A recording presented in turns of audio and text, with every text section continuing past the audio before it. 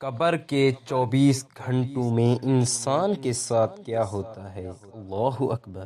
بسم اللہ الرحمن الرحیم۔ السلام علیکم ناظرین کرام، انسان آتے رہے، انسان آ رہے ہیں اور برابر جا رہے ہیں۔ کب سے آ رہے ہیں اور کب تک آتے رہے ہیں کسی کو کچھ پتہ نہیں۔ جانے والے برابر جا رہے ہیں۔ آقا بھی قبر میں، غلام بھی قبر میں، حاکم بھی قبر میں، محکوم بھی قبر میں، قاتل بھی قبر میں، مقتول بھی قبر میں، ظالم بھی قبر میں، مظلوم بھی قبر میں، جابر بھی قبر میں، مجبور بھی قبر میں، غالب بھی قبر میں، مغلوب بھی قبر میں، امیر بھی قبر میں، غریب بھی قبر میں، شہنشاہ و بادشاہ بھی قبر میں، وزیر بھی قبر میں۔ جسے دیکھو رفتہ رفتہ سبھی قبر میں جا رہے ہیں۔ سب ہی کو قبر میں چلے جانا ہے، تو پھر قاتل سے بدلہ کون لے گا؟ مظلوموں اور مجبوروں کی کون داد رسی رکھے گا؟ ان کا حق انہیں کون دلائے گا؟ محکوموں پر ڈھائے گئے ظلم و ستم کی داستان کون سنے گا؟ سب جاتے رہے، سب جا رہے ہیں اور سب ہی کو چلے جانا ہے، تو پھر ہاں سب ہی کو چلے جانا ہے اور سب ہی چلے جائیں گے، مگر اس سفر زندگی کا یہی پر اختتام نہیں ہوگا۔ اس چلے جانے پر سفر زندگی ختم نہیں ہوگا۔ سب جا رہے ہیں اور سب کو جاتا ہے، مگر ایک دن ایسا آتا ہے کہ اس دن وہ آنے والی آئے گی، پھر ذرہ برابر نیکی کا بدلہ بھی ملے گا اور برائی کا حساب بھی ہوگا۔ زندگی اتنی ہی نہیں کہ انسان دنیا میں آیا، کچھ عرصہ رہا اور قبر میں چلا گیا۔ زندگی آتی مختصر نہیں جتنی کہ ہم سمجھ رہے ہیں۔ زندگی ہے، زندگی کا دائرہ بڑا وسیع ہے۔ اس کی منازل ہیں عدم وجود تک، وجود سے برزخ تک، برزخ سے جنت و دوزخ تک۔ زندگی ہی زندگی ہے۔ زندگی کو فقط دنیا تک محدود نہ جانا۔ عقل والے کہتے ہیں کہ بات سمجھ میں نہیں آئی۔ جب بات ادھوری ہو تو کیسے سمجھ میں آئے گی؟ ادھوری کسی کو سمجھ میں آ جاتی ہے۔ جب زندگی ادھوری ہے تو کیا سمجھ آئے؟ زندگی پوری ہوگی تو انجام سامنے ہوگا۔ جو کچھ دنیا میں سمجھ نہیں آ رہا، سب کچھ سمجھ آ جائے گا جب وہ آنے والی آئے گی۔ ہر معمہ حل ہو جائے گا۔ وہ آنے والی کیا آئے گی؟ دنیا کا رنگ بدل جائے گا۔ وہ کچھ ہوگا جو آنکھوں نے کبھی نہ دیکھا ہوگا۔ دنیا کا نقشہ بدل کر رہ جائے گا۔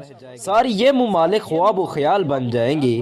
کوئی شے اپنے اصل ٹھکانے پر نہ ہوگی۔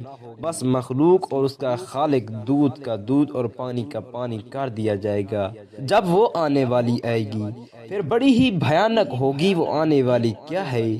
وہ آنے والی کب آئے گی؟ اس نے آنے والی کی کیا علامت ہے؟ اس کی کیا نشانیاں ہیں؟ یہ سب نشانیاں کون بتائے؟ کسی کو پتا؟ بے شک دوست ہی دوست کو بتاتا ہے کہ اس پر کیا مصیبت آنے والی ہے۔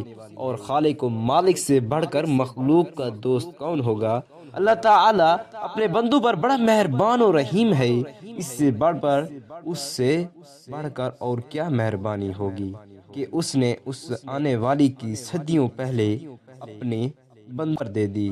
قیامت سورہ اسرافیل کی اس خوفناک چیخ کا نام ہے جس سے پوری کائنات زلزلے میں آ جائے گی، اور اس زلزلے کی شدت سے تمام انسان اور جانور مرنا شروع ہو جائیں گے، یہاں تک کہ زمین و آسمان میں کوئی جاندار زندہ نہ بچے گا۔ لیکن قیامت کب آئے گی؟ اس کی ٹھیک تاریخ، سال اور صدی اللہ کے سوا کسی کو معلوم نہیں۔ یہ ایسا راز ہے جو خالق کائنات نے کسی فرشتے یا نبی کو بھی نہیں بتایا۔ قرآن کریم بھی یہی بتاتا ہے۔ قیامت کے مقررہ وقت کا علم اللہ تعالیٰ کے سوا کسی کو معلوم نہیں۔ اس حوالے سے چند آیات مبارکہ خدمت ہیں۔